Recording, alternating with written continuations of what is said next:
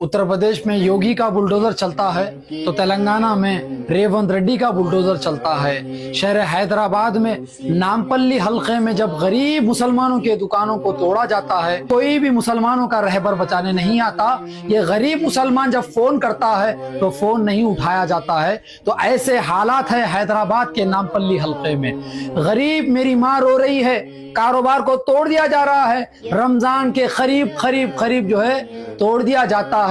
अस्सलामुअलैकुम दोस्तों, welcome to मियां भाई न्यूज़। हैदराबाद के मल्लापल्ली इलाके में पीर के रोज़ उस वक्त हालात इंतहाई ख़राब हो गए जब ग्रेटर हैदराबाद म्युनिसिपल कॉरपोरेशन यानी GHMC ने अचानक एंटी एनरोचमेंट ड्राइव शुरू की। ये कार्रवाई अनवरुल उलूम कॉलेज के करीब की गई, जहां पुलिस की भारी तादाद भी मौजूद थी। इस ड्राइव के दौरान कई छोटी दुकानें और रेडी पटरियों को बुलडोजर से गिरा दिया गया।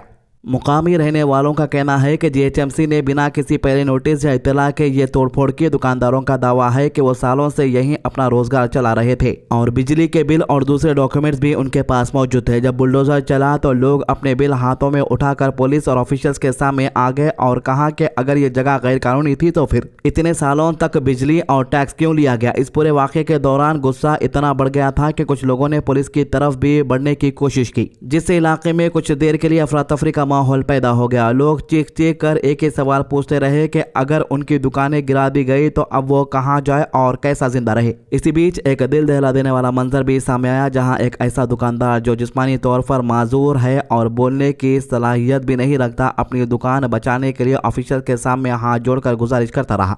जब उसे जगह छोड़ने के लिए कहा गया तो उसके दोस्त ने रोती हुई आवाज़ में कहा कि ये इंसान ना ठीक से बोल सकता है और ना ही चल सकता है, अब ये कहाँ जाएगा, इसका सहारा कौन बनेगा। उसके दोस्त ने मीडिया को बताया कि GHMC की तरफ से किसी भी किस्म का नोटिस नहीं दिया गया था। इनका कहना था कि गरीब आदमी के पास सिर्फ यही छोटी सी दुकान होती है, अगर वो भी छीन ली जाए तो वह अपने घर का गुजारा कैसे करेगा। इन्होंने सवाल उठाया कि आखिर गरीब का रहना और कमाना इतना आसान क्यों समझा जा रहा है। इसी ड्राइव के दौरान एक और खातून भी सामने आई जो आधी अंधी है और जिनकी दुकान भी इस कार्रवाई में गिरा दी गई। उन्होंने रोते हुए कहा कि वो बाकायदा सरकार को टैक्स अदा करती रही है, लेकिन फिर भी उनकी दुकान नहीं बचाई गई। इन्होंने कहा कि वो खुद ठीक से देख नहीं सकती और उनकी बेटी ज़हनी तौर पर बीमार है। ऐसे में अब उनके पास रहना और कमाने का कोई जरिया नहीं बचा। मल्लापल्ली के लोगों का कहना है कि यह सिर्फ दुकानों का मसला नहीं है, बल्कि कई गरीब परिवारों का रोजगार और जिंदगी का सवाल है। लोग GHMC से ये सवाल पूछ रहे हैं कि अगर ये सब गैर कानूनी था तो पहले क्यों नहीं बताया गया और बिना कोई इंतजाम किए अचानक इतनी सख्त इख्तियार क्यों की गई।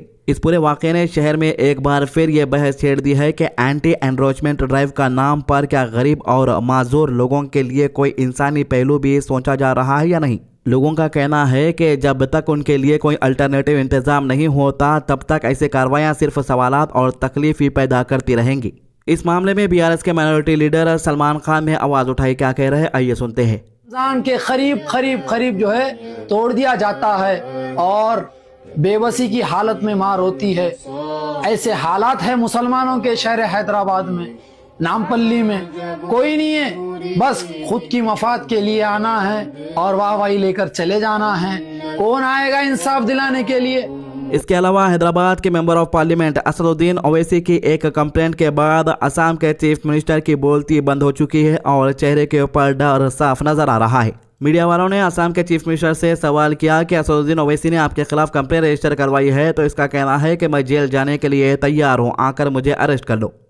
अगर मेरे मेरे ऊपर केस दिया है तो अरेस्ट कर लो, क्या आपत्ति है। मेरा कोई आपत्ति नहीं है, लेकिन अपना बातों में मैं हमेशा कायम रखूंगा। बांग्लादेशी का घुसपैठियों का हम खिलाफ है और खिलाफ रहेगा। असल ये मामला क्या है थोड़ा डिटेल्स में बात कर लेंगे। असम के चीफ मिनिस्टर हेमंत बिस्वा शर्मा ने एक तनाज़ती वीडियो पर अपना रिएक्शन देते हुए कहा है कि उसे इस वीडियो के बारे में कोई मालूमात नहीं है। यह वीडियो असम BJP के सोशल मीडिया हैंडल से शेयर की गई थी, जो बाद में डिलीट कर दी गई। इस वीडियो में मुल्क भर में बहस और गुस्से का माहौल पैदा कर दिया गया। इस वीडियो में देखा गया कि हेमंत बिस्वा शर्मा एक राइफल के साथ निशाना लगाता हुए दो अफराद की तरफ गोली चला रहा है। उसमें से एक शख्स स्कल कैप यानी कि टोपी पहने हुए है और दूसरा दाढ़ी वाला था। वीडियो के साथ पॉइंट ब्लैंक शॉट लिखा हुआ था, जिसका वहां पर लोगों ने इसे एक खास तबके के खिलाफ नफरत और तशद्दुद को बढ़ावा देने वाला करार दिया। डिब्रूगढ़ में एक सरकारी प्रोग्राम के दौरान जब रिपोर्टर ने चीफ मिनिस्टर से इस वीडियो के बारे में सवाल किया तो चीफ मिनिस्टर ने सीधा कहा कि उसे ऐसे वीडियो के बारे में कुछ पता नहीं है। इसका कहना है कि यह पूरी बात से बिल्कुल लाइल्म है।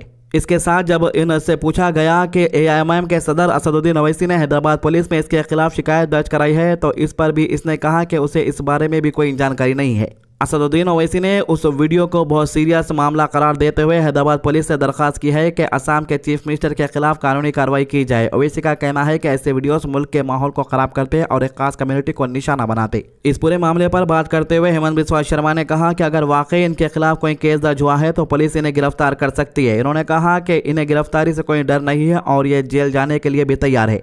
असम का CM ने अपना मौक़िफ़ दोहराते हुए कहा है कि यह हमेशा बांग्लादेशी घुसपैठियों के खिलाफ रहा है और आगे भी रहेगा। इसने कहा कि यह अपनी बातों पर कायम रहता है और किसी भी किस्म का दबाव इसे अपने रुख से हटा नहीं सकता।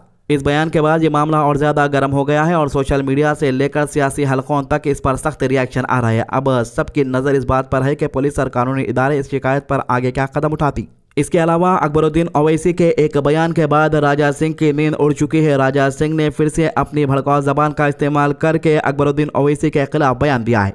आपको बता दूं कि निज़ामाबाद में अकबरुद्दीन ओवैसी ने बयान दिए थे। इसके अंदर अकबरुद्दीन ओवैसी ने कहा कि आने वाला जो इलेक्शन उत्तर प्रदेश के अंदर असेंबली इलेक्शन होने वाला है वहां पर भी ये जाएंगे और अपना स्पीच देंगे। आपको बता दूं कि AIMIM ग्राउंड लेवल पर उत्तर प्रदेश के अंदर भी काफ़ी स्ट्रांग मानी जा रही है। खासकर बिहार और महाराष्ट्र के इलेक्शन रिजल्ट के बाद AIMIM ने पूरी तैयारी कर ली है कि उत्तर प्रदेश के अंदर भी उसी रफ्तार और उसी ताकत के साथ मैदान में उतरेंगे। लेकिन राजा सिंह ने तुरंत अकबरुद्दीन ओवैसी के इस वायरल वीडियो के बाद अपना रिएक्शन दिया और इसका कहना है कि बाबा की हुकूमत है उत्तर प्रदेश में और उत्तर प्रदेश में पहले की हुकूमत नहीं है जो तुम यहाँ पर आकर जो मन चाहे वो बोल सको। राजा सिंह क्या कह रहा है आइए देखते हैं उसकी वो क्लिप। उत्तर प्रदेश मत आओ, क्योंकि वो पहले वाला उत्तर प्रदेश नहीं है जहाँ पर तोयरे जैसे देशद्रोहियों को पुकारने दिया जाता था। अब का उत्तर प्रदेश अलग है, अभी बाबा का राज है। तो इसके अलावा एक हैरत अंगेज और सोच में डाल देने वाला वाकया सामने आया है आंध्र प्रदेश से, जहां एक पढ़ा लिखा सॉफ्टवेयर इंजीनियर ने अपनी जिंदगी का रुख जुर्म की तरफ मोड़ लिया। विशाखापट्टनम के गाजुवाका इलाके में पुलिस ने एक ऐसे शख्स को गिरफ्तार किया है जो कभी IT सेक्टर में काम करता था लेकिन बाद में सीरियल चोरी और घरों में डकैती करने लगा। पुलिस के मुताबिक मुलजिम का नाम अच्छी महेश रेड्डी है जिसे लोग सन्नी के नाम से भी जानते हैं। इसकी उम्र सिर्फ 27 साल की है। यह विशाखापट्टनम के माधवधारा इलाके का पार्क स्ट्रीट का रहने वाला है, जबकि असल तौर पर काकीनाडा डिस्ट्रिक्ट से ताल्लुक रखता है। कभी हैदराबाद की एक मशहूर IT कंपनी में नौकरी करने वाला यह शख्स आज जुर्म की दुनिया का बड़ा नाम बन चुका है। वैजाग पुलिस कमिश्नर शंकरबरता बागची ने बताया कि शहर के मुख्तलिफ हिस्सों में कई महीनों से घरों में चोरी और ब्रेक इन के वाकयात सामने आ रहे थे। इन वाकयात में लाखों रुपए का सोना, चांदी और नकदी रकम चुरा ली गई थी। पुलिस ने जब गहरी तहकीकात की और सबूत इकट्ठा किए तो आखिरकार महेश रेड्डी तक पहुंचने में कामयाबी मिली। पुलिस ने जब इसे गिरफ्तार किया तो इसके कब्जे से तकरीबन 700 ग्राम सोना, 3.8 किलो चांदी के जेवरात, घर तोड़ने के औजार, एक स्कूटर और एक महंगी BMW गाड़ी बरामद हुई। ये BMW गाड़ी इसने चोरी के सोने को बेचकर खरीदी थी जो उसकी अय्याशी और शानदार जिंदगी की निशानी थी। पुलिस ने यह भी बताया कि सनी का जुर्म से रिश्ता नया नहीं था। जब ये सिर्फ 15 साल का था तब भी ये वैजाग के PM पालेम पुलिस स्टेशन के इलाके में चोरी के मुकदमात में मुलविस पाया गया। पुलिस के मुताबिक अब तक महेश रेड्डी 60 से ज्यादा घरों में चोरी के मामलात में शामिल था। ये ज्यादातर हैदराबाद में रहकर अमीर और अय्याशी जिंदगी गुजारता, लेकिन मौका मिलते ही विशाखापट्टनम आकर यहाँ चोरी के वाकयात को अंजाम देता था। तो ये थी अभी तक की अपडेट। आज की अच्छी बात, हुजूर सल्लल्लाहु अलैहि वसल्लम ने फरमाया, सदक़े ने माल में कभी कोई कमी नहीं की और माफ़ करने से अल्लाह ताला बंदे को इज्जत में ही बढ़ाता है और कोई शख्स सिर्फ और सिर्फ अल्लाह के खातिर तवज्जो ह्यूमिलिटी इख्तियार नहीं करता मगर अल्लाह ताला इसका मुकाम बुलंद कर देता है।